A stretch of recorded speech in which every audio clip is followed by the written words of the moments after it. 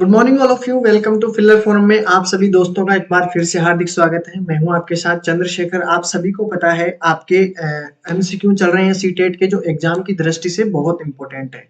ठीक है, इस चीज का आप सभी को पता है कि आपके एग्जाम की दृष्टि से कितने महत्वपूर्ण क्वेश्चन बनते हैं एमसीक्यू से। आपको क्या है, एमसीक्यू में आपका ये फायदा होगा कि एमसीक्यू में आपको ये आइडिया लग जाएगा कि एग्जाम में किस पैटर्न से आपको क्वेश्चन पूछे जाते हैं। ठीक है, तो दोस्तों चलते हैं हम अपने टॉपिक की ओर। और जिन्होंने दोस्तों अभी तक चैनल को सब्सक्राइब नहीं किया है तो चैनल को सब्सक्राइब कर बेल आइकन को दबाइए, जिससे क्लास की इंफॉर्मेशन आप तक पहुंचती रहे। ठीक है, और आपने जिन्होंने अभी तक टेलीग्राम ग्रुप को ज्वाइन नहीं किया है साथियों, टेलीग्राम ग्रुप को भी ज्वाइन कर ले, जिनसे क्लास को आपके क्लास की इंफॉर्मेशन आपको पहुंचती रहे। ठीक है, good morning Kumar ji, good morning,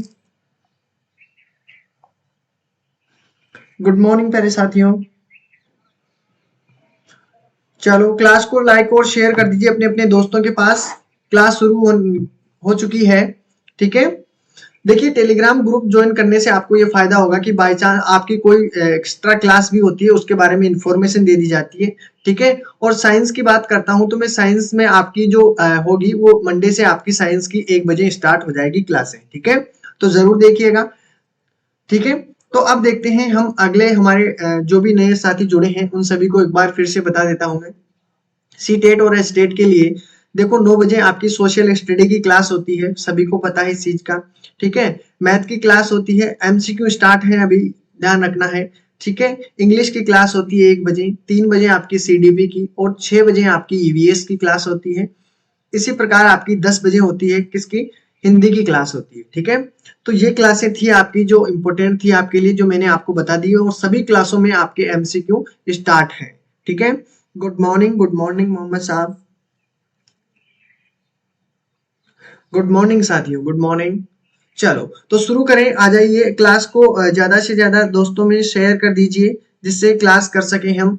ठीक है, चलो तो देखिए दोस्तों शुरू करते हैं। जो अपना आज का सेशन था, मैंने आपको कल क्वेश्चन दिए थे करने के लिए।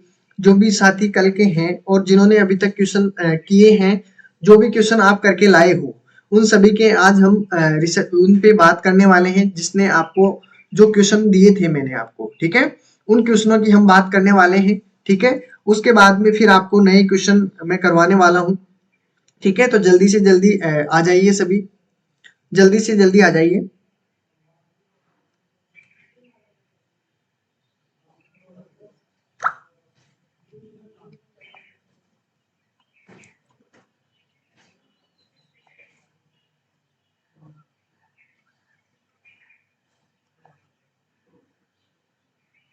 Good morning everyone, good morning. चलो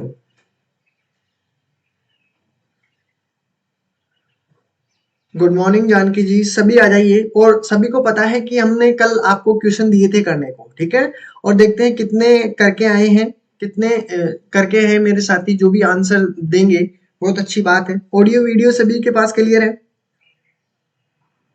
ऑडियो वीडियो सभी के पास क्लियर है, क्लियर होनी चाहिए। गुड मॉर्निंग जानकी जी, सभी आ जाइए।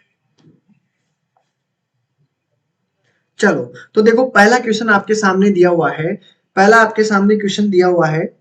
फर्स्ट क्वेश्चन देखिए, और फर्स्ट क्वेश्चन का आंसर आप क्या करके आए हैं वो सभी बता दीजिए। देखिए जो भी कल साथी जुड़े हैं उन सभी से निवेदन है कि वो सभी आंसर दें।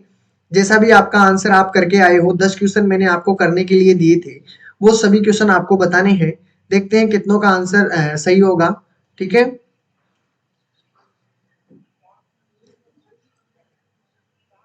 बता दीजिए जैसा भी आपका आंसर हो, सभी को आंसर देना है।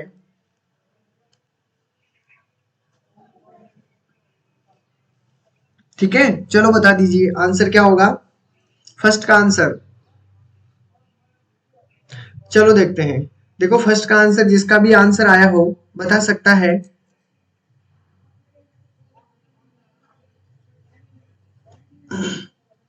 चलो देखिए, पहले क्वेश्चन का आपको आंसर देखना है। मैं बताता हूं आपको किस तरीके से आप इस क्वेश्चन को करते हो। देखिए पहले आपके सामने दिया हुआ है ए और बी का रेशो दिया हुआ है। ध्यान से देखिएगा, क्वेश्चन इजी है, बस आपको थोड़ा सा दिमाग लगाना है, बाकी कुछ नहीं। ए की वैल्यू और बी की वैल्यू आपके सामने दी हुई है 5:7। ठीक है, दी हुई है। पहला बात ये दी हुई है ऑलरेडी। फिर इसने दिया है कि जो C और रेशो D की वैल्यू है वो कितनी होगी आपके पास 2A होगी, और आपके पास दूसरा रेशो होगा 3B। ठीक है, दूसरी बात, दूसरा आपको कथन दिया गया है ये चीज कि आपका ये होगा, और आपको आंसर देना है AC का और आपको BD का। ठीक है, इसका आंसर देना है। तो सबसे पहली बात आपको क्या करनी है, देखिए A की वैल्यू आपके पास दी हुई है और B की वैल्यू आपके पास दी हुई है। ठीक है, तो C और D की वैल्यू निकालते हैं। C और D की वैल्यू निकालते हो, चलो देखते हैं C करेक्ट होगा कि नहीं होगा, वो हम देखते हैं। ठीक है, क्वेश्चन के अकॉर्डिंग देखो 2 है, 2 मैंने रख दिए। A की वैल्यू आपके पास कितनी हुई, 5 है, 5 से मैंने मल्टीप्लाई कर दिया। रेशो दिया हुआ है 3 आपके पास दिया हुआ है, और B की वैल्यू आपके पास दी हुई है 7। कितनी दी हुई है साथियों, 7 दी हुई है। ठीक है, 7 दी हुई है। तो अब मैं करता हूं 5 दूनी आपका 10 होता है, और 7 तिया 21 होता है। ठीक है, सभी का पता है। अब आप देखिए आपको C और D की वैल्यू आपके सामने आ गई है 7 और 10 और 21। ठीक है, अब A की वैल्यू आपके पास क्या दी हुई है, A की वैल्यू आपके पास दी हुई है 5। ठीक है, इंटू C की वैल्यू आपके पास कितनी दी हुई है 10। ठीक है, रेशो दिया हुआ है, बीच में B की वैल्यू कितनी है 7, और D की वैल्यू कितनी है आपके पास, कितनी वैल्यू है डी की वैल्यू है 21। ठीक है, अब आपको देखो मल्टीप्लाई करोगे तो ये तो हो गया 50। ठीक है, अगर इसको मल्टीप्लाई करोगे तो 7 एकम 7, 7 दूनी 14 यानी 147। तो आपका राइट आंसर क्या होना चाहिए, आपका राइट आंसर होगा बी, इसका बिल्कुल करेक्ट आंसर है। ठीक है, बी इसका राइट आंसर होगा, ना कि सी। ठीक है, क्लियर है, ये बताइए। Good morning, good morning, good morning Rohit ji, good morning. चलो यहाँ पर बताइए, क्या सभी का आंसर बी ऑप्शन होगा क्या, क्या सभी का आंसर बी ऑप्शन आया है तो बिल्कुल सही है, अन्यथा आपका गलत है। और आप ये चीज देख लीजिए कि आपकी गलती कहाँ हुई है। ठीक है, बस इतना सा देखना है आपको कि जिसका आंसर नहीं आया आपकी गलती किस जगह हुई है, और वो गलती दोबारा नहीं होनी चाहिए। ठीक है, वो गलती आपकी दोबारा नहीं होनी चाहिए। चलो, तो इसका आंसर आप सभी के सामने आ गया है बी। अब अगले क्वेश्चन की तरफ बढ़ते हैं, इसका राइट आंसर बी है। चलो, 2 का आंसर क्या आया था सभी को बताना है।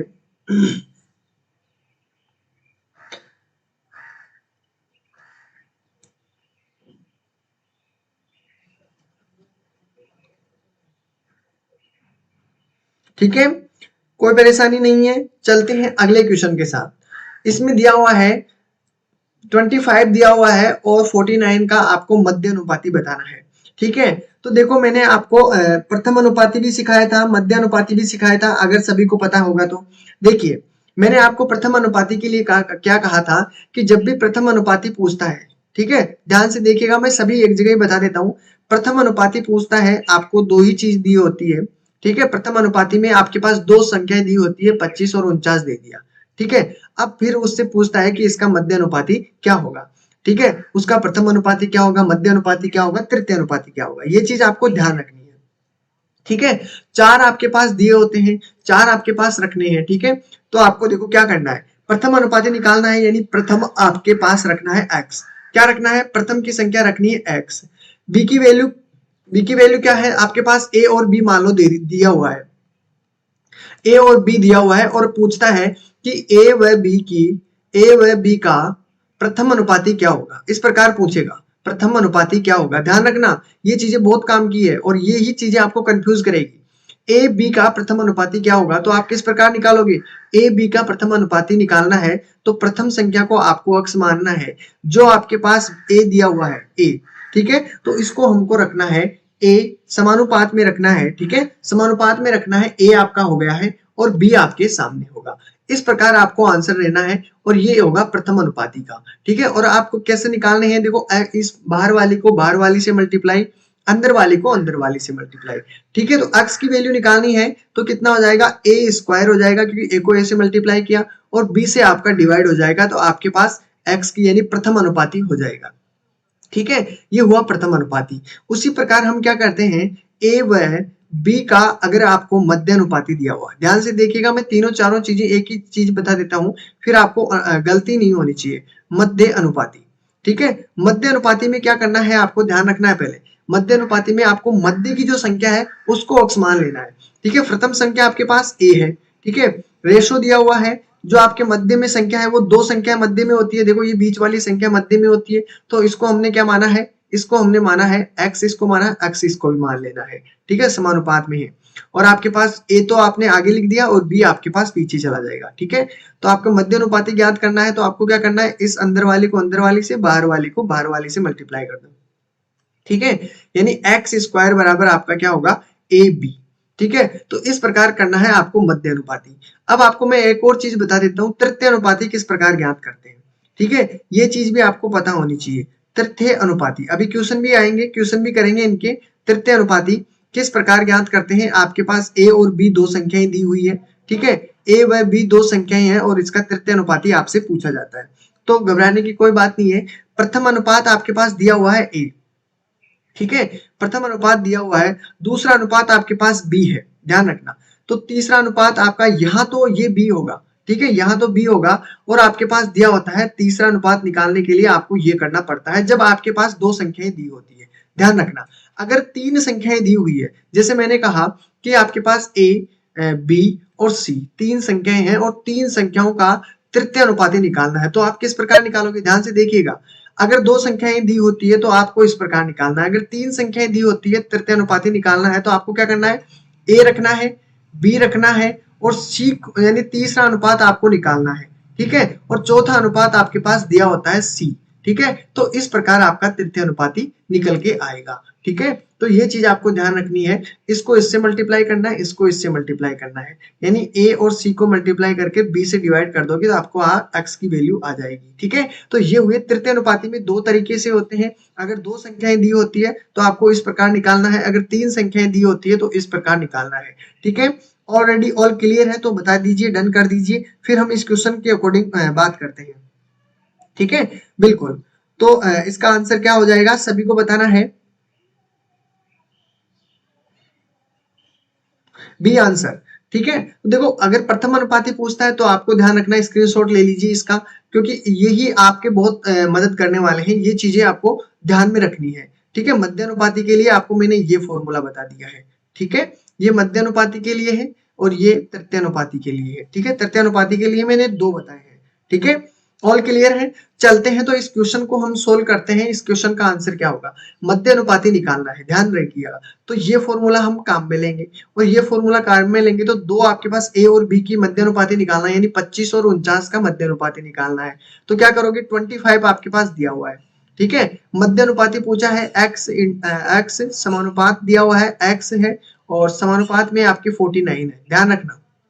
ठीक है, तो आप देखो इस अंदर वाली को अंदर वाली से, बाहर वाली को बाहर वाली से मल्टीप्लाई कर दो, तो एक्स स्क्वायर आपके पास बन जाएगा, और 25 आपके पास दिया हुआ है और 49 दिया हुआ है। ठीक है, ये बात ध्यान रखना। अब x की वैल्यू आपको निकालनी है, तो रूट चला जाएगा इन दोनों पर। ठीक है, यानी 25 इंटू 49 है। ठीक है, x की वैल्यू आपको ज्ञात करनी है। रूट में देखो 25 का रूट कितना होता है, 5। ठीक है, 49 का कितना होता है, 7, और आपको x की वैल्यू कितनी हुई, 7 पंजे 35। अब गलती नहीं होनी चाहिए, जो भी मेरे साथी देख रहे हैं, ठीक है, उनके किसी भी जहां पे आपकी गलती होती है उसको देख लीजिए।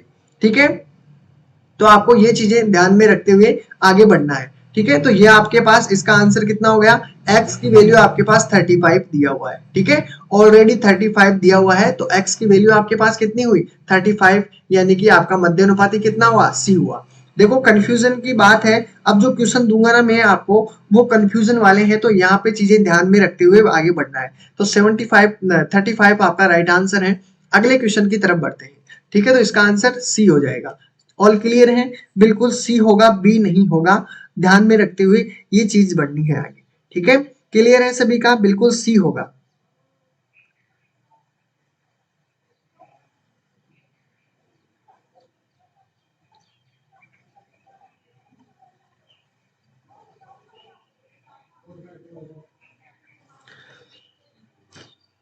देखो तैयारी आपको ऐसी रखनी है, हाँ एग्जाम डेट नजदीकी है, घबराओ मत, जल्दी हो जाएगी।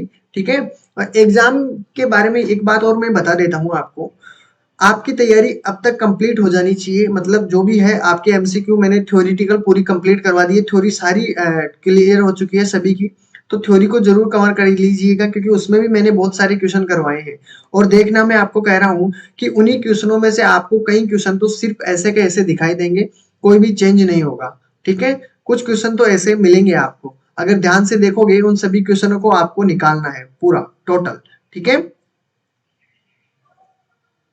चलो बिल्कुल। तो इसका राइट आंसर हो गया। 3 का आंसर क्या था?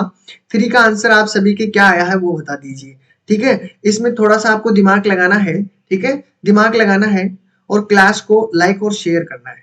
ठीक है, लाइक कर दीजिए जिन्होंने अभी तक क्लास को लाइक नहीं किया है साथियों। ठीक है, चलो। तो तीसरे में आंसर क्या आ रहा है? मैंने क्वेश्चन करने के लिए दिए थे लेकिन किया नहीं। चलो कोई बात नहीं।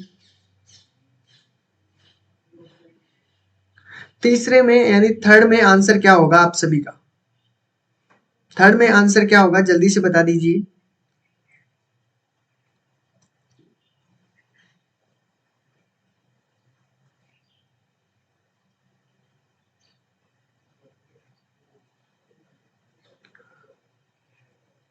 तीसरे में आंसर क्या हो रहा है? बी। ओके, चलो। नहीं पता? देखो, निकाला तो करो, आपको कहाँ प्रॉब्लम आती है उसका पता चल जाता है। ठीक है, जब तक आपको अपनी कमी का पता नहीं उसे सुधार कैसे करोगे? ठीक है, तो निकालने से आपको अपनी कमी का एहसास होता है कि हमने कहाँ पे गलती की है। इसलिए मैं सबको बार बार एक बात बोलता हूँ कि आप कोशिश तो करते रहिए। ठीक है,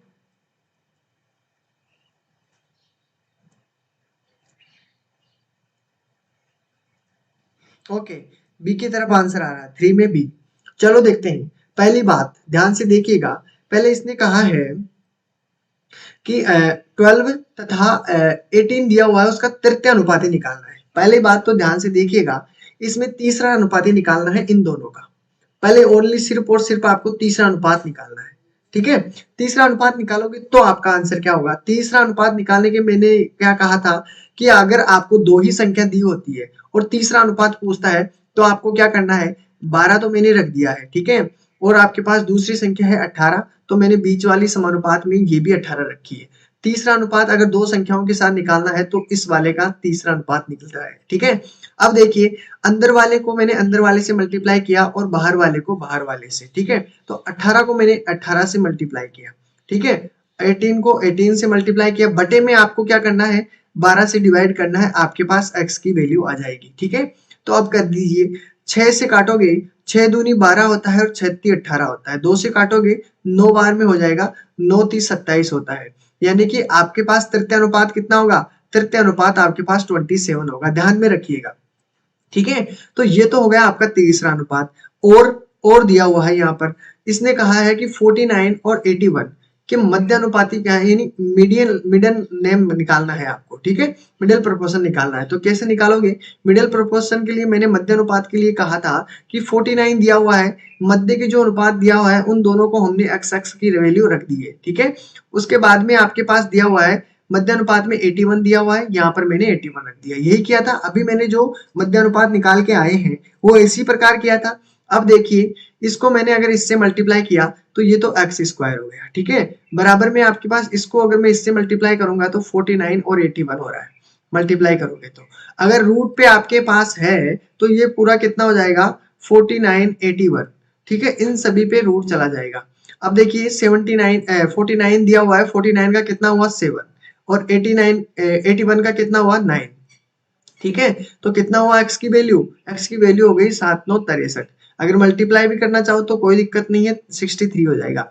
अब बात ये है, देखो हमने तृतीय अनुपाती निकाल लिया दोनों का। ठीक है, और आपके पास मध्य अनुपाती निकाल लिया दोनों का, बिल्कुल निकाल लिया। अब इसने पूछा है का अनुपात क्या होगा, दोनों का अनुपात बताना है। तो 27 आपका इसका है, रेशो दिया हुआ है, 63 आपके पास दिया हुआ है। ठीक है, अब अगर काटते हो तो कितना बनता है आपके पास? 9 से काटोगे, 9 3 27 होता है। ठीक है, और 7 9 63, यानी 7 बार में ये चला जाता है। तो आपका आंसर कितना होगा? 3:7। क्या होगा? 3:7। तो आपका राइट आंसर क्या बनेगा साथियों, ये इसका करेक्ट आंसर है। और ये ऑप्शन इसमें कहां पर है, इसमें ऑप्शन आपके पास डी है। अब बता दीजिए किसी को भी यहां तक किसी को कोई प्रॉब्लम आई है। देखिए साइंस क्लास की आपको मैंने स्टार्ट करवाने के लिए कह दिया है कि साइंस क्लास आपकी मंडे से स्टार्ट हो जाएगी। ठीक है, साइंस मैंने बोला था सर को और सर ने कहा है चलो कोशिश तो करते हैं, तो मंडे से आपकी 1 बजे से साइंस की क्लास स्टार्ट हो जाएगी ऐसे कहा है। फिर भी मैंने कहा कि जल्दी करवाने की कोशिश कीजिए सर। उन्होंने कहा कि देखते हैं फिर कैसे क्या बनती है, मैंने मंडे से तो उन्होंने कह दिया है। ठीक है, फिर भी मैं जल्दी की कोशिश करूंगा।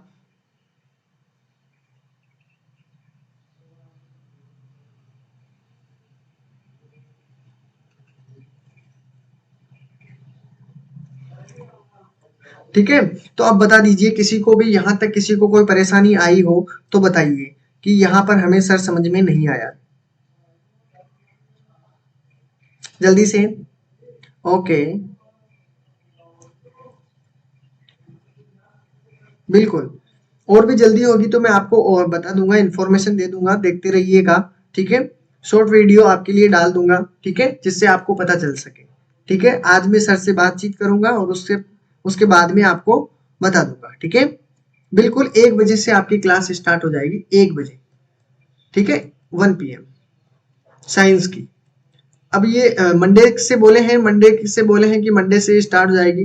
ठीक है, लेकिन मंडे से पहले अगर हो सकती है तो मैं इन्फॉर्मेशन आपको दे दूंगा। चलो, तो यहाँ तक तो सभी का क्लियर है। बताइए इस क्वेश्चन में तीसरे में किसी में कोई प्रॉब्लम आई हो तो। ठीक है, तो इसका राइट आंसर डी हो गया। चलो अगले क्वेश्चन की तरफ बढ़ते हैं। ठीक है, इसमें देखिए क्वेश्चन नंबर 4 को देखिए, 4 में क्या आंसर होगा।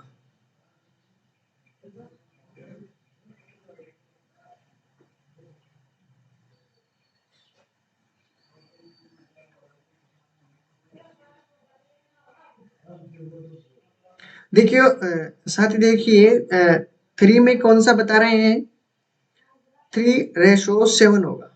ठीक है, अब देख लीजिए आपका कहाँ क्या गड़बड़ है, क्या गलती हुई है, उस चीज को जरूर देखिएगा। ठीक है, और वो गलती दोबारा से नहीं होनी चाहिए, बस इतना सा कहना है। जो गलती आप कर चुके हो वो गलती दोबारा से नहीं होगी तो बेहतर होगा। ठीक है, बिल्कुल डी इज करेक्ट है। ठीक है, सी नहीं होगा। अब देखिए आपकी गलती कहाँ हुई है। अब इसमें देखिए, देखो क्वेश्चन नंबर डाल के भेजिएगा। क्वेश्चन नंबर इसका आंसर जैसे 3C दिया हुआ है उसी प्रकार 4C इस प्रकार देने की कोशिश कीजिएगा। ध्यान से देखिएगा, यदि 4 वास्तविक संख्याएं A B C दी हुई है, D इस प्रकार की है, तो आपके पास AB दिया हुआ है रेशो बराबर है BC के, BC का रेशो है जो CD के बराबर है, AD की रेशो भी आपके पास दिया हुआ है। ध्यान से देखिएगा। ठीक है, बिल्कुल करते रहिए, देखते हैं कितनों का आंसर बिल्कुल सही होगा।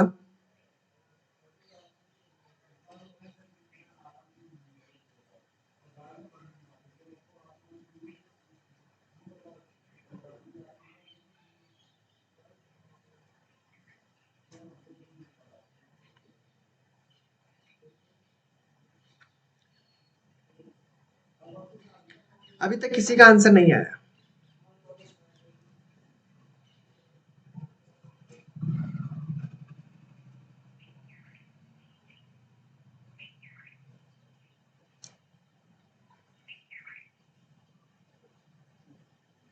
बता दीजिए जो भी आंसर हो आपका, सही गलत। डी आंसर आ रहे हैं, सुमन जी का डी आंसर आया है। ओके, और किसी का आंसर। हाँ, क्वेश्चन थोड़ा लेंथी है बट हो जाएगा।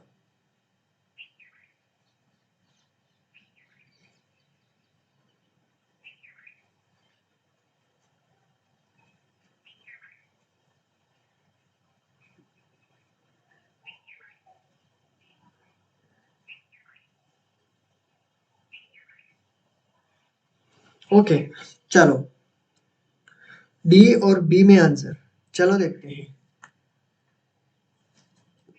देखिए यहाँ पर देखिए ए बी 4 वास्तविक संख्याएं दी हुई है। ठीक है, okay, A B C D दिया हुआ है। ठीक है, अब इसमें देखो क्या कहा है कि ए बटे बी बराबर बी बटे सी का होगा, चाहे कितना भी मान हो, जितना ए बटे बी का होगा उतना ही बी बटे सी का होगा। उतना ही क्या होगा, सी बटे डी का होगा। अब एक बात बताइए, अगर मैं ए बटे बी को एक्स मानता हूं, क्या मानता हूं, एक्स मानता हूं, ध्यान रखिएगा, अगर मैं ए बटे बी को एक्स मानता हूं तो बी बटे सी भी एक्स होगा और सी बटे डी भी एक्स होगा। ध्यान से समझिएगा, ठीक है। क्वेश्चन थोड़ा टिपिकल होगा, ठीक है, लेकिन आंसर देखिए आप क्या होगा।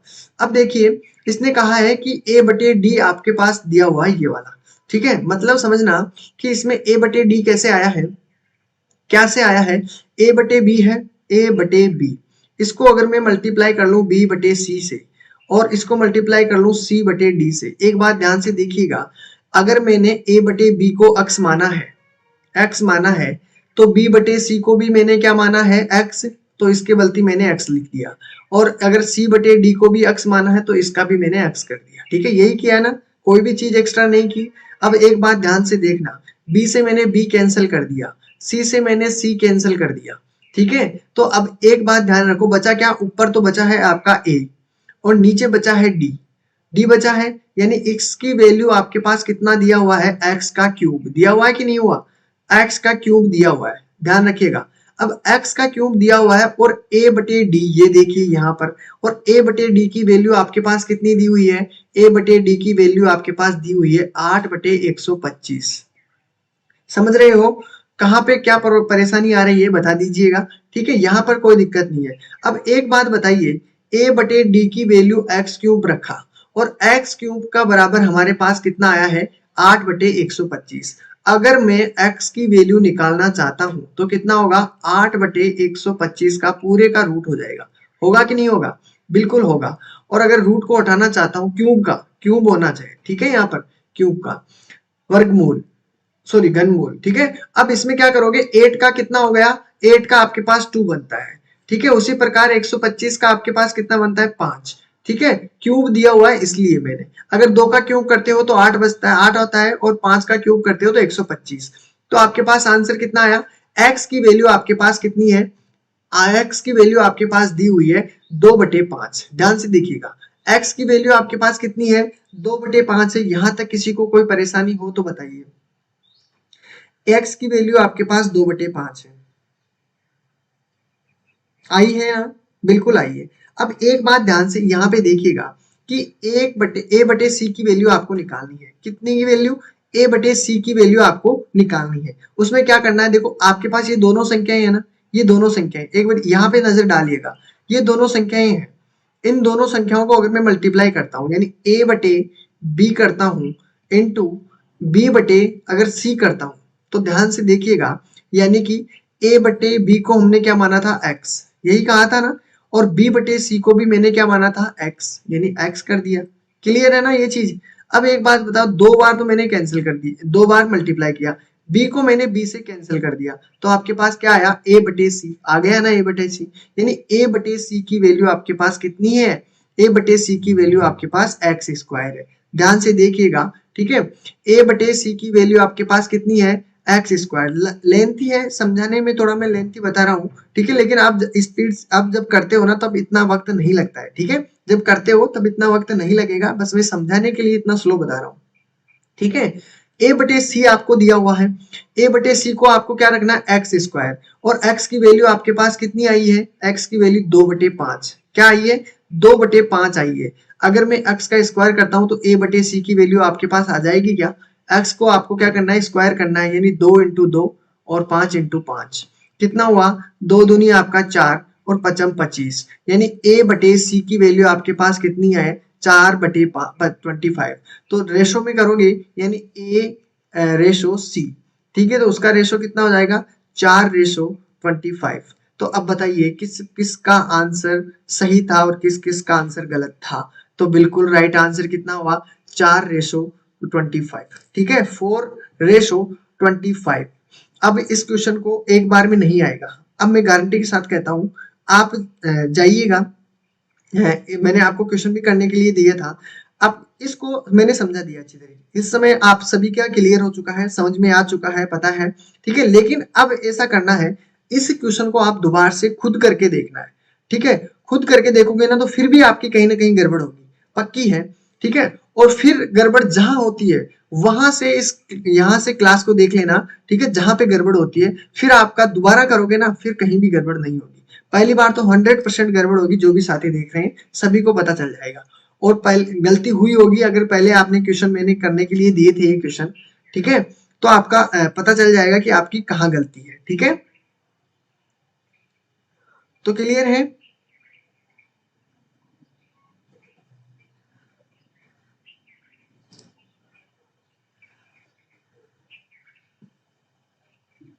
चलो, अब तो क्लियर है। अगले क्वेश्चन की तरफ बढ़ते हैं। इसमें राइट आंसर सी हो जाएगा आपका। चलो, क्वेश्चन नंबर 5 की तरफ आ जाइए। क्वेश्चन नंबर 5 में क्या कहा गया वो देखिए, ठीक है। चलो, मैंने कल भी कहा था 5 में बी आंसर आया है। चलो, सुमन जी का 5 में बी आंसर आया है।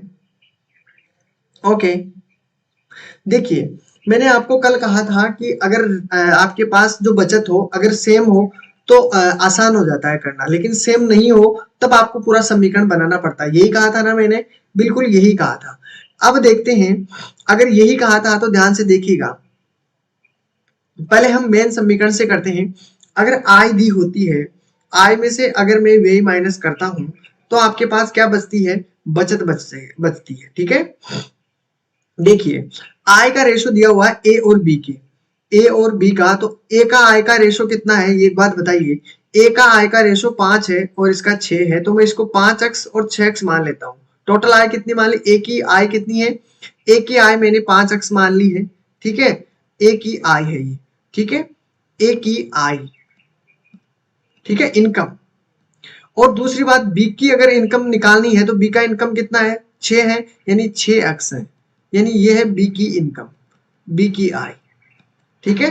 उसी प्रकार हमको क्या करना है, व्यय का रेशो भी दिया हुआ है। व्यय कितना है, व्यय है ए का व्यय, तो आपके पास दिया हुआ है ए का व्यय, एक्सपेंडिचर, ठीक है। ए का व्यय कितना है, ए का व्यय यहाँ पर 3 दिया हुआ है, यानी इसको 3y मान लो। अक्स नहीं रखना है, ध्यान रखना, अक्स को नहीं रखना है, अलग है, व्यय चीज अलग है। बी का व्यय निकालना है,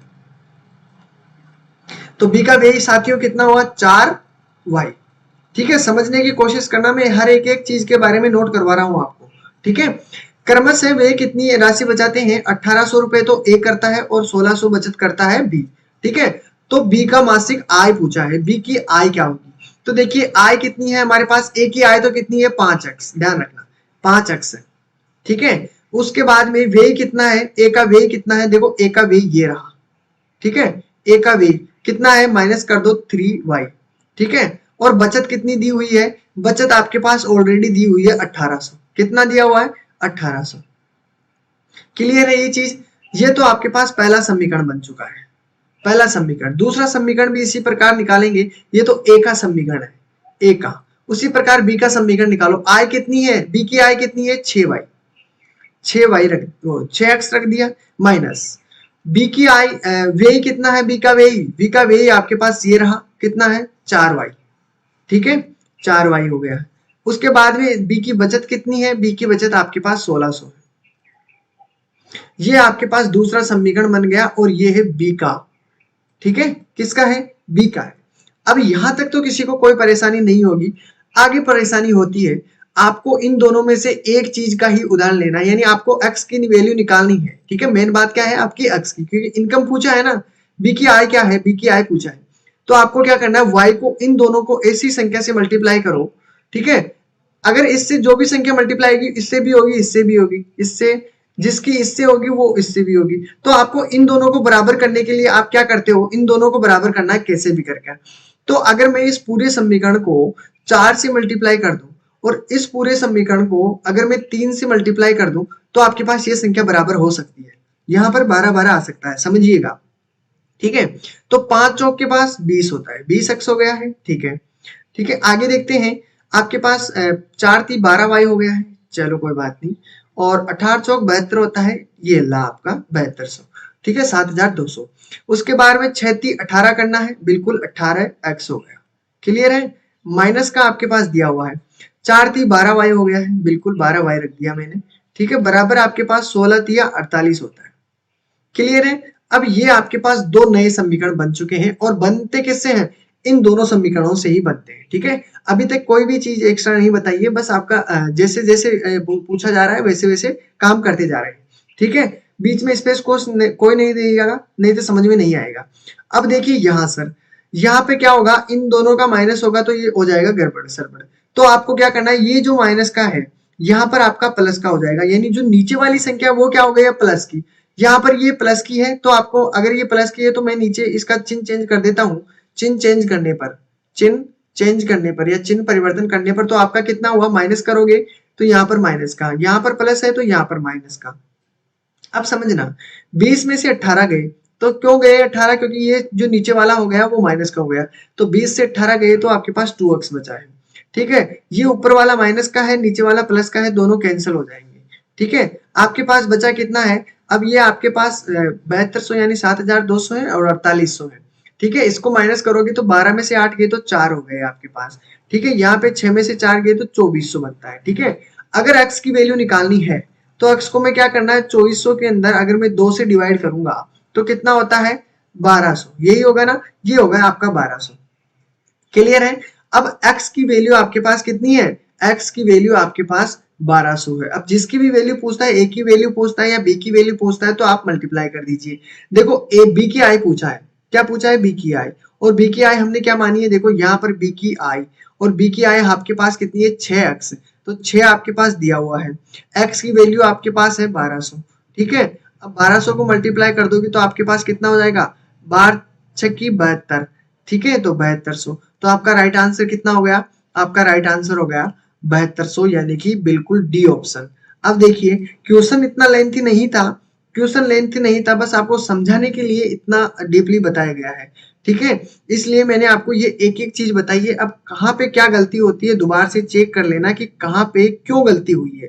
ठीक है, आपको चेक ये नहीं करना कि आपका सही क्यों हुआ, आपको ये चीज चेक करनी है कि आपकी गलती कहाँ हुई है। जिसको इस रहस्य का पता चला है कि गलतियों को ढूंढने से आदमी बड़ा बन सकता है, तो समझिएगा इस रहस्य का बहुत कम लोगों को ही पता है। ठीक है, क्योंकि वो अपनी गलतियां मानते नहीं, यकीन नहीं करते, हमेशा दूसरों को ही उसका हकदार बताते हैं कि ये गलती मैंने नहीं की, किसी और ने की है। अगर इस चीज को किसी ने भी एक्सेप्ट कर लिया कि गलती मेरी है, सजा मैं भुगतूंगा, तो आप उस गलती को सुधार सकते हो, अन्यथा आप गलती नहीं सुधार पाओगे। ठीक है,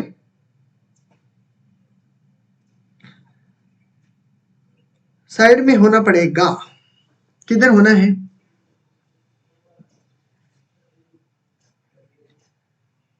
आया है,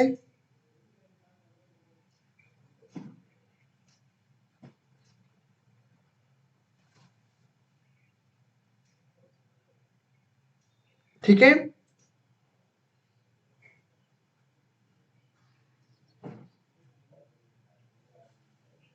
ओके, समझ गया किस साइड में होना है।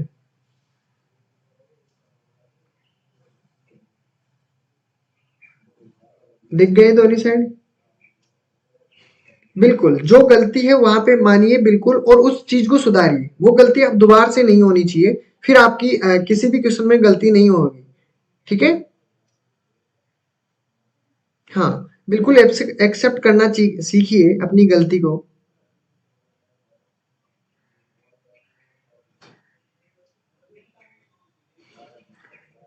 जो अब नहीं दिख रहा है आपको वो 2400 है, और 2400 में 2 से डिवाइड करोगे तो 1200 हो जाएगा। ठीक है, अब तो सभी क्लियर है ऊपर साइड में होने के बाद में। ठीक है, तो चलते हैं अगले क्वेश्चन की तरफ बढ़ते हैं। ठीक है, इसका राइट आंसर डी होगा। चलते हैं सिक्स में, क्वेश्चन देखिए सिक्स वाला, इसमें क्या कहा जा रहा है वो भी ध्यान से देखिएगा कि 15 मीटर 17 सेंटीमीटर लंबे और 9 मीटर दिया हुआ है सेंटीमीटर चौड़े कमरे का फर्श को पक्का करने के लिए कम से कम कितनी वर्गाकार टाइलों की आवश्यकता होगी। ठीक है, ये बताना है। चलो तो शुरू कर दीजिए, इसका आंसर क्या आया है वो बता दीजिए, जिसने कल करके आए थे। ठीक है,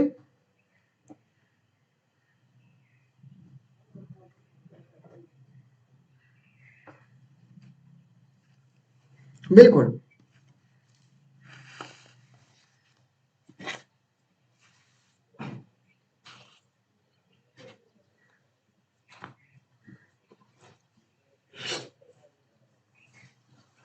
बिल्कुल डी इज करेक्ट। यहाँ पे देखिए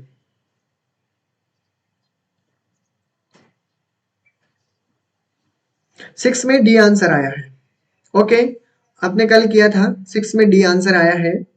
चलो देखते हैं इसमें डी आंसर आपका क्यों आ रहा है, डी आंसर क्यों आया है। चलो देखिए, देखो 15 मीटर आपके पास दिया हुआ है, ऑलरेडी 15 मीटर दिया हुआ है और 17 सेंटीमीटर दिया हुआ है। 15 मीटर 17 सेंटीमीटर लंबे, ठीक है, एक ही है, ठीक है, ये चीज ध्यान रखना। 9 मीटर 2 सेंटीमीटर चौड़े, यानी 9 तो मीटर लंबा है, 9 मीटर 2 सेंटीमीटर में है, ठीक है। शब्दों को समझने की कोशिश करना, ठीक है। चौड़े कमरे के फर्श को पक्का कराने के लिए सबसे कम कितनी वर्गाकार टाइलों की आवश्यकता होगी। सबसे पहले बात इसने कहा है कि सबसे कम कितनी वर्गाकार टाइलें होगी, उसके बारे में जानकारी लेना है। सबसे पहले आप क्या करना है, जो आपके पास मीटर में दिया हुआ है उसको सेंटीमीटर में बदलोगे तो देखो 1 मीटर में आपके पास, ये मैं लिख देता हूं, 1 मीटर के अंदर आपका कितना होता है 100 सेंटीमीटर, ठीक है। तो मैं क्या करता हूं, 15 मीटर के लिए पूछा है उसने, तो 15 में से कितना हो जाएगा 1500 सेंटीमीटर में, ठीक है। अगर 9 मीटर के लिए कहता है तो 9 का कितना हो जाएगा 900 सेंटीमीटर, ठीक है। लेकिन एक बात ध्यान रखना, ये 15 मीटर तो ये है, तो 15 तो ये आपके पास 1500 सेंटीमीटर में ये हो गए, और ये 17 और है, तो 1517 सेंटीमीटर में आपके पास लंबाई है, ठीक है। तो लेंथ कितनी हो गई आपके पास, लेंथ आपके पास हो गई 1517 मीटर सेंटीमीटर, ठीक है, ये हो गई।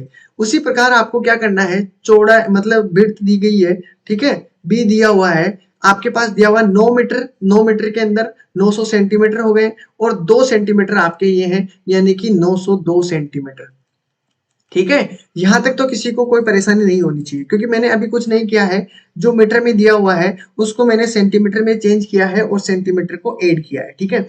अब बात यहाँ है होती है क्या चीजें की पूछ रहा है, सबसे कम कितनी वर्गाकार, तो सबसे कम इसका हाईएस्ट कॉमन फैक्टर ले लोगे दोनों का, दोनों का क्या लोगे हाईएस्ट कॉमन फैक्टर HCF, मतलब इसका HCF करोगे तो इसका गुणनखंड कितना होता है, पहले गुणनखंड कर लोगे तो आसान हो जाएगा काम, ठीक है। तो देखो यहाँ पर मैं अगर 41 को मल्टीप्लाई करता हूँ, अगर देखिए आप इसका HCF निकालोगे तो आपको HCF निकालने के लिए मैंने दो तरीके सिखाए हैं, अगर तो गुणनखंड कर लीजिए या फिर आपको क्या करना है 1517, इस प्रकार भी आप इसको आसानी से कर सकते हो, ठीक है। तो 41 को अगर मैं 31 से मल्टीप्लाई करता हूँ, 37 से मल्टीप्लाई करता हूँ, तो आपका आंसर कितना होगा 1571। इसी प्रकार हम बी के बारे में जान लेते हैं। बी में आपको क्या करना है, HCF निकालोगे तो इसमें क्या हो जाएगा, जो 41 आपका दिया हुआ है उसको आप 22 से मल्टीप्लाई करोगे, ठीक है, तो आपका कितना हो जाएगा 902 हो रहा है, ठीक है। यानी HCF आपका क्या बनेगा, HCF निकालना है हाईएस्ट कॉमन फैक्टर, दोनों में देखो क्या दिया हुआ है 41, ठीक है। तो हाईएस्ट कॉमन फैक्टर कितना हो गया इनका 41 हो गया है, ठीक है। अब एक चीज अगर आपको ये चीज समझ में आई है तो बाकी में कोई परेशानी नहीं होगी, क्यों, क्योंकि देखो अब एरिया निकाला है, ठीक है। चौड़े कमरे की बात करता हूं तो इसका आयत का आपको क्षेत्रफल निकालते हो, तब क्या करते हो, आयत का क्षेत्रफल निकालते हो फर्श से, ठीक है। अब इसमें क्या करते हो, आपको इसका क्षेत्रफल निकालते हो तो लंबाई इंटू चौड़ाई होता है, लंबाई इंटू चौड़ाई, तो क्या करते हैं लंबाई इंटू चौड़ाई कर दो, 1517 कर लिया, इंटू करना है 902, ठीक है। ये आपके पास लंबाई इंटू चौड़ाई। अब एक बात बताइए, इस कमरे में मैं अगर एक डब्बा रखता हूँ, एक डिब्बा, और ये 5 सेंटीमीटर का है, इसमें कितने डिब्बे मार सकते हैं, तो आपको क्या करते हो इस 5 का डिवाइड करते हो ना इसके अंदर, तो आपका HCF हाईएस्ट कॉमन फैक्टर कितना है 41, तो आपको क्या करना है, ठीक है। टाइलें किस प्रकार की होती है, वर्गाकार बता रहा है, वर्गाकार का मतलब समझते हो, एक वर्ग, वर्ग का मतलब ये अगर 41 है तो इसका ये भी कितना हो जाएगा 41 हो जाएगा, समझने की कोशिश करना, ठीक है। तो इसका अगर क्षेत्रफल करूंगा तो कितना हो जाएगा, इसका भी ए स्क्वायर का मतलब 41 इंटू 41, ठीक है। तो मैं यहाँ पर लिख देता हूँ 41 इंटू 41, ठीक है। अगर मैं 41 इंटू 41 में डिवाइड करता हूँ तो आपके पास टोटल टाइलों की संख्या निकल के आ जाएगी कि कितनी टाइलें आपको इसमें लगानी है, ठीक है। यही किया होगा आपने भी, यही किया होगा। तो देखो यहाँ पर मैं काटता हूँ, अगर 41 से तो यहाँ पर 37 बार चला जाता है, इसको काटता हूँ तो ये 22 बार चला जाता है। अगर मैं 37 को मल्टीप्लाई करता हूँ 22 से तो 7 दूनी 14, यानी आपका आंसर लास्ट में 4 आना चाहिए, ये भी नहीं होगा, तो 814 आपका राइट आंसर होगा। क्लियर, ये चीज आप बताइए, किसी को भी कोई प्रॉब्लम आ रही हो तो, ठीक है, बिल्कुल ये बताइए। तो इसका राइट आंसर कितना हो जाएगा, बिल्कुल 814, जिसका भी राइट आंसर है बिल्कुल करेक्ट आंसर है, ठीक है। तो अब पता चल गया होगा कि आपका आंसर कैसे और क्यों सही है।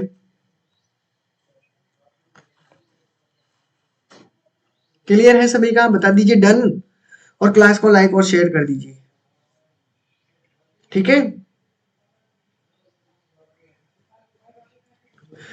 चलो ये तो सभी का क्लियर है। बड़े आगे स्क्रीनशॉट ले लीजिए, जहां भी आपको परेशानी आए स्क्रीनशॉट ले लीजिए, या आप करना चाहते हो तो अपने ये क्वेश्चन सभी को निकाल के जाने हैं। ठीक है, और आपको एग्जाम में पता चल जाएगा कि किस प्रकार से आपको एग्जाम में दिए जाते हैं, किस प्रकार से आपको क्वेश्चन आते हैं। ठीक है, चलो अगला क्वेश्चन, चलते हैं अगले क्वेश्चन की तरफ। ठीक है, बिल्कुल इसका 4 आंसर है, बिल्कुल डी ऑप्शन आपका करेक्ट है।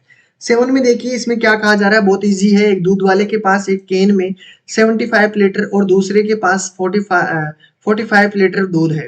कंटेनर में अधिकतम क्षमता जो किसी भी कंटेनर में दूध के को माप सकती है, ऐसा बताना है कि आपको दोनों में एक ही आपके पास डिब्बा है और दोनों को ही आपको एक ही डिब्बे से नापना है। ठीक है, तो वो डिब्बा कितना का होना चाहिए।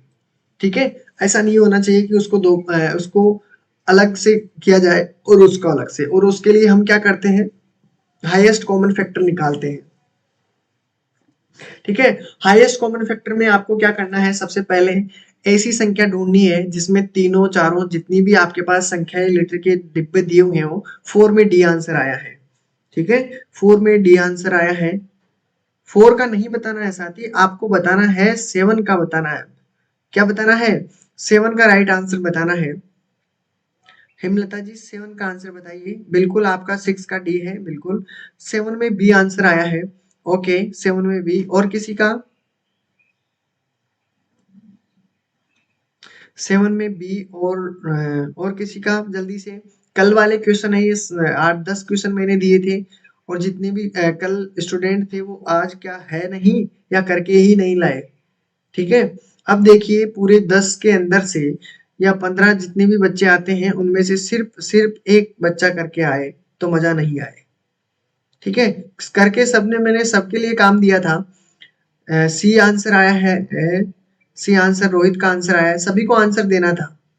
ठीक है, कल जितने भी थे उन सभी के लिए मैंने होमवर्क दिया था, लेकिन होमवर्क नहीं करते हो आप।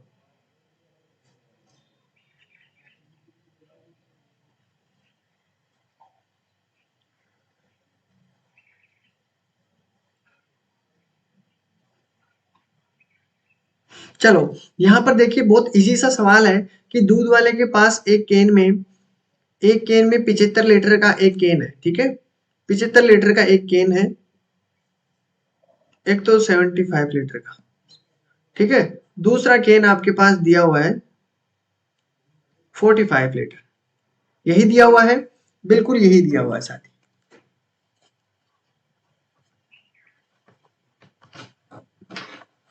चलो इसमें देखिए, इसमें कहा गया है दूध कंटेनर दो दिए हुए हैं, आपको सीधा सा अगर हाईएस्ट कॉमन फैक्टर निकालना है, क्या निकालना है, हाईएस्ट कॉमन फैक्टर निकालना है।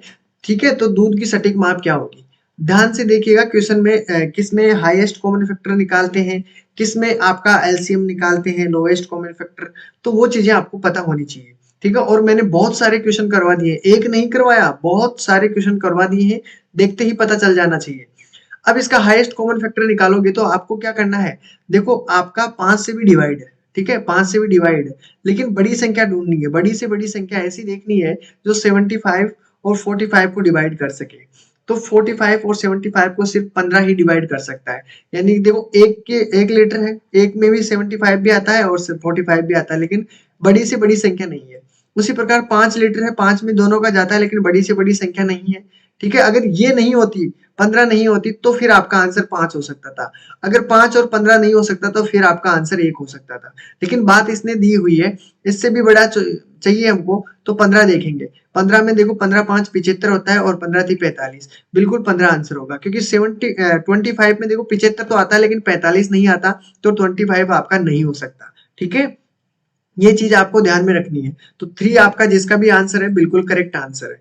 ठीक है, तो इसका राइट आंसर 3 होगा। अगले क्वेश्चन की तरफ बढ़ते हैं। अगले क्वेश्चन में देखो आपको क्या दिया हुआ है, इसमें दिया हुआ है 989 दिया हुआ है। ठीक है, उसके बाद में 1372 27 दिया हुआ है। विभाजित करने पर देखो आपके 5 और 7 से इस पर आते हैं। देखो मैंने ये भी आपको अच्छी तरीके से करने के लिए कहा था कि इसको भी करके लाना है। ठीक है, जल्दी से आंसर बताइए, अभी तो क्वेश्चन और भी करने वाले हैं हम।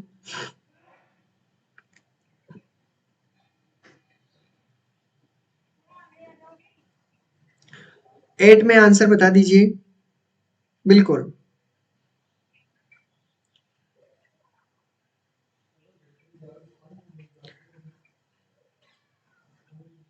चलो जल्दी से बता दीजिए। देखो इस प्रकार के क्वेश्चन मैंने एक नहीं करवाया, कम से कम 8-10 क्वेश्चन करवा दिए, इसका मतलब समझते हो? हाँ, क्योंकि इनको निकालना जरूरी होता है, ठीक है। तो देखिए इनमें करके देख लेते हैं। मैंने कहा कि 989 दिया हुआ है। सबसे पहले क्या करना है, 7 में सी बिल्कुल करेक्ट आंसर है मोहम्मद जी, बिल्कुल ठीक है। 8 में सी, 8 में भी सी आंसर आया है। चलो देखते हैं सी आंसर होगा क्या 8 में। 989 है, ठीक है। तो उसमें क्या करना है, 1327 से विभाजित करना है, ठीक है। मतलब इसमें और इसमें दो संख्याएं आपके पास दी हुई है, तो आपके पास क्रमशः 5 और 7 शेषफल बचता है। तो आपको क्या करना है, जो क्रमशः शेषफल बचता है, तो क्रमशः में क्या करना है, अगले वाली संख्या जो जैसे 989 है उसके अंदर से 5 माइनस कर दो, ठीक है। उसी प्रकार 1327 है उसमें से आपको 7 माइनस करना है, ठीक है। यही करने के लिए कहा था। तो इसमें तो कितना हो गया, अगर 5 माइनस किया तो आपके पास 84 हो गया, और अगर इसमें से 7 माइनस किया तो 1320 हो गया। अगर मैं इसका गुणनखंड करता हूं तो 41 इंटू 24 होता है। कितना होता है, 41 इंटू 24 होता है, करके देख लीजिएगा। और इसमें आपके पास जो ये वाला आंसर दिया हुआ है 1320 में, देखो आपके पास कितना होगा, 55 को मल्टीप्लाई करना है 24 से, तो आपका आंसर कितना हो जाएगा, ये हो जाएगा, ठीक है। अगर आपको देखो इसमें क्या करना है, अगर इसमें देखो 8 से अगर डिविजिबल है, 8 से डिविजिबल है क्या ये? है क्या? 8 दूनी 16, 8 तिया 24 होता है, लेकिन इससे बड़ी संख्या देखनी है हमको। 16 से करके देख लीजिए, ऑप्शन के अकॉर्डिंग बता रहा हूं मैं। ऑप्शन के अकॉर्डिंग अगर इन दोनों में से डिवाइड हो रहा है 16 से, 16 से भी डिवाइड होगा तो 16 से डिवाइड होता है। अगर आपको 16 से डिवाइड, देखो 8 से तो डिवाइड होता है, ठीक है। देखो इसमें 8 से ये वाली संख्या डिवाइड है, ये होगी क्या, 8 एकम 8, कितना बचा है, 3 2 5, 8 तिया 24, 8 7 56 होता है, मतलब 8 छंग 48 होता है। 48 आपके पास 8 पंजे 40 चले जाएगा, लेकिन छोटी संख्या है इसलिए हम इसको नहीं लेंगे। 16 से वही करना है, जाएगा। पहले बड़ी संख्या से लेकर देखना, 32 से लेकर देखोगे तो 32 में नहीं जाएगा। 24 से देखोगे तो 24 से जाएगा, और 24 ही आपका राइट आंसर हो जाएगा, अगर आप ऑप्शन के अकॉर्डिंग करते हो तो, ठीक है। नहीं तो आपको एचसीएफ लेना पड़ेगा, और एचसीएफ लेते हो तो 24 आपका राइट आंसर होगा, क्योंकि एचसीएफ हाईएस्ट कॉमन फैक्टर कितना हुआ, 24। अगर ऑप्शन से करते हो तो बड़ी संख्या से स्टार्ट करना, 32 से देखना, ठीक है। 32 में नहीं जाता है तो फिर 22 देखना, उसके बाद में नहीं जाता तो 16 देखना, ठीक है। उससे पहले इधर से नहीं आना आपको, समझ रहे हो? बिल्कुल। तो आपके पास आपका आंसर होगा 3, ठीक है। 3 आपका राइट आंसर होगा, ये होगा आपका क्लियर, ठीक है। अब 9 में देख लीजिए, 9 में आपका आंसर क्या आ रहा है। इसमें देखोगे यानी छात्रों की अधिकतम संख्या, टाइम भी कम बचा है, चलो मैं बता देता हूं, जब तक आप अपना आंसर टाइप करके भेजिए। 9 में आपका आंसर क्या हुआ, 9 में आपका आंसर क्या हुआ था, कल वाले जो भी स्टूडेंट हैं।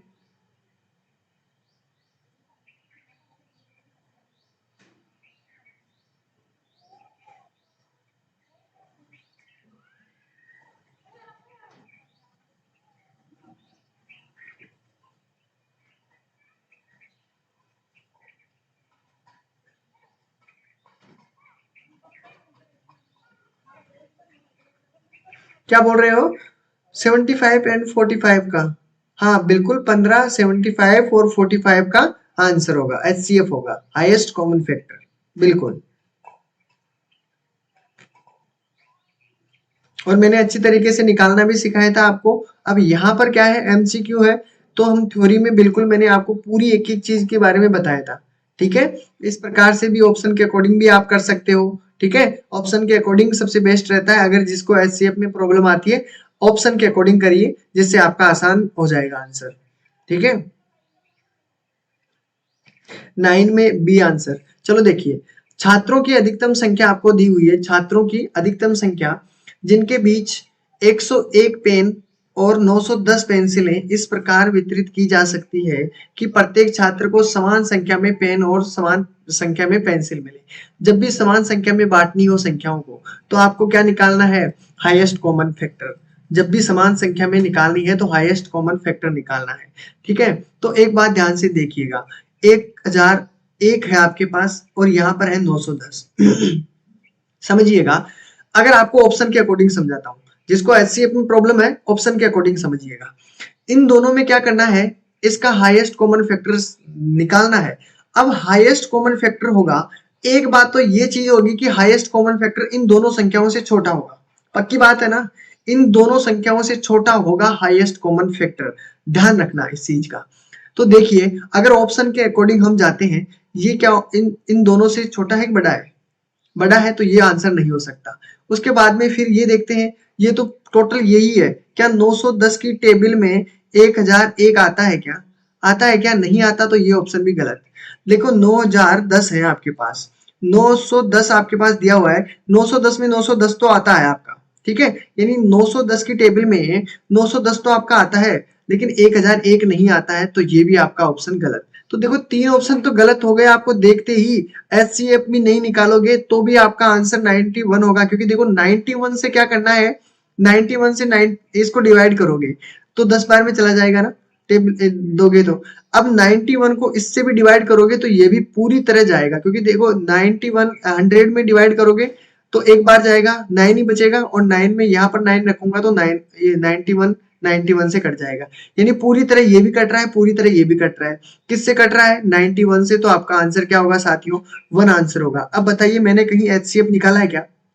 ठीक है, बस आपको ये पता होना चाहिए कि एचसीएफ की कहानी क्या है। ठीक है, एचसीएफ आपकी कहानी क्या है? इन दोनों संख्याओं से वो संख्या छोटी होगी, या फिर जो छोटी वाली संख्या है वो आपकी बन सकती है, ठीक है, लेकिन जो बड़ी होगी, इन दोनों से बड़ी कोई भी संख्या नहीं होगी एचसीएफ में, ध्यान रखना। एलसीएम होता है, एलसीएम में क्या चीज ध्यान रखना है? एलसीएम में इन दोनों से कोई भी संख्या छोटी नहीं होगी, ठीक है, इन दोनों संख्याओं से बड़ी होगी। एलसीएम में उल्टा सिस्टम है। इन चीजों को समझना, ये चीजें आपकी बेसिक है, आपको कहीं भी लिखी हुई नहीं मिलेगी, ठीक है, कहीं भी ये चीजें लिखी हुई नहीं मिलेगी, और मैं भी लिख के नहीं दूंगा, ठीक है, क्योंकि ये चीजें समझने के लिए है। आप समझिए, और ये समझ में तब आएगी जब आप प्रैक्टिस करोगे बार बार, ठीक है। कहीं भी ये चीजें लिखी हुई नहीं मिलेगी आपको कि ये दोनों चीजों से, आपको बस इन चीजों में देखना पड़ेगा, ठीक है। हाँ, तो ये चीजें आपको ध्यान में रखनी है। चलो इनसे आगे बढ़ेंगे फिर हम, तो इसका राइट आंसर 1 हो जाएगा। उसके बाद में हम 10वां क्वेश्चन देख लेते हैं। इसमें क्या दिया हुआ है? दो संख्याओं का आपको एचसीएफ दिया हुआ है, एलसीएम दिया हुआ है, ठीक है, ठीक है, मैं यहाँ पे लिख देता हूँ। एचसीएफ आपके पास दिया हुआ है एचसीएफ, एचसीएफ दिया हुआ है कितना? 21 दिया हुआ है।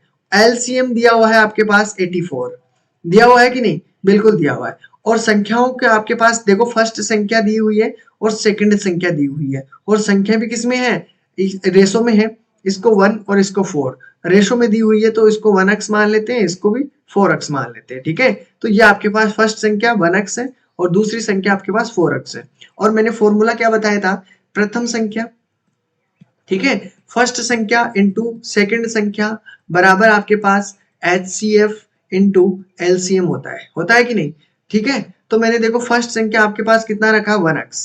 1x इंटू आपको करना है दूसरी संख्या कितनी है? 4x रख दिया, बराबर एचसीएफ आप कितना है? एचसीएफ आपका है 21, ठीक है। उसी प्रकार एलसीएम कितना है? 84, ठीक है। अब कुछ भी नहीं करना है, एक को 4 से मल्टीप्लाई करोगे 4 आ जाएगा, x को x से मल्टीप्लाई करोगे x स्क्वायर बन जाएगा। 21 दिया हुआ है, 84 दिया हुआ है, ठीक है।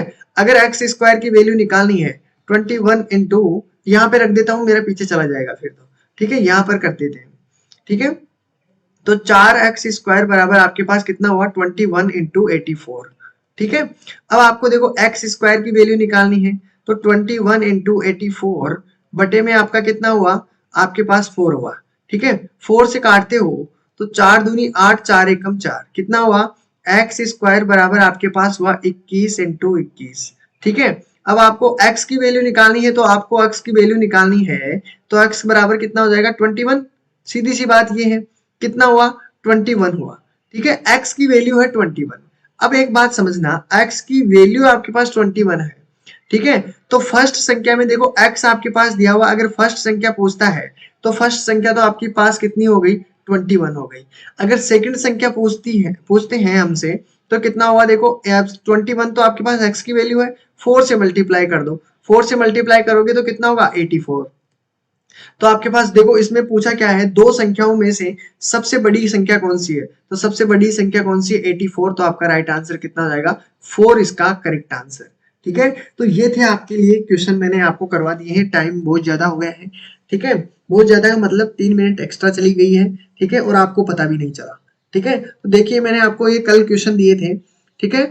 अब हम बाकी क्वेश्चन कल करेंगे, और आपको मैं आज क्वेश्चन भी नहीं दे सकता क्योंकि टाइम भी अपना पूरा हो चुका है। ठीक है, तो देखो जितना हो सकता है, जितने एमसीक्यू हो सकते हैं उतने एमसीक्यू कीजिए, जहां भी मिले आपको एमसीक्यू सारे करने हैं। ठीक है, तो सभी ख्याल रखना, रेगुलरिटी बनाए रखना। ठीक है, रेगुलरिटी से आपको ये फायदा होगा कि रेगुलरिटी में आपका टच नहीं टूटेगा। ठीक है, और सारे क्वेश्चन आपके कवर हो जाएंगे। वैसे एमसीक्यू सारे चल रहे हैं, तो एग्जाम की दृष्टि से सबसे ज्यादा इंपॉर्टेंट है एमसीक्यू। इस वक्त आपके लिए सबसे ज्यादा मायने रखता है एमसीक्यू, क्योंकि आप इतनी थ्योरी नहीं कवर कर सकते, लेकिन आपके जो इसके अनुसार है, तो इसके अनुसार आपको बहुत सारी चीजें देखने को मिलेगी। ठीक है, तो ये थे आपके क्वेश्चन, मैंने आपको करवा दिए हैं। ठीक है, तो टेक केयर, बाय बाय। अपना फीडबैक जरूर देकर जाइए, क्लास कैसी लगी है। ठीक है, क्लास कैसी लगी है, और आपको ये भी बताना है कि हम स्पीड से चले या आपका यही तरीका सबसे बेस्ट रहेगा। देखो स्पीड से चलने के आपके नुकसान भी हैं, स्पीड से चलने से फायदे भी हैं। फायदे उन लोगों के लिए हैं जिनके बेसिक चीजें कवर है, और नुकसान उनके लिए है जो कमजोर है मैथ के अंदर। ठीक है, और हम हैं साथ, सबको साथ लेने चलने, सबको साथ लेकर चलने वाले। ठीक है, तो आप बताइए कि आपको स्पीड से चाहिए या बिल्कुल हम जो जैसे चल रहे हैं वैसे चल रहे थे। ठीक है, स्पीड से करवा देंगे, कोशिश तो पूरी करेंगे, लेकिन इतना समझा नहीं पाएंगे जितना अभी हम समझ रहे हैं, उतना समझ नहीं पाएंगे। ठीक है, तो बिल्कुल इसका राइट आंसर आप सभी के सामने डी हो गया है, डी होगा। ठीक है, डी आपका राइट आंसर होगा। तो अपना फीडबैक जरूर देकर जाइएगा कि कैसी आपको क्लास लगी है। ठीक है, तो मिलते हैं फिर नेक्स्ट क्लास के अंदर। Take care, bye bye. और अपना फीडबैक जरूर दें, और क्लास के बारे में बताइए कि स्पीड तेज करें या चलने दें इसे ही। ठीक है, तेज करें,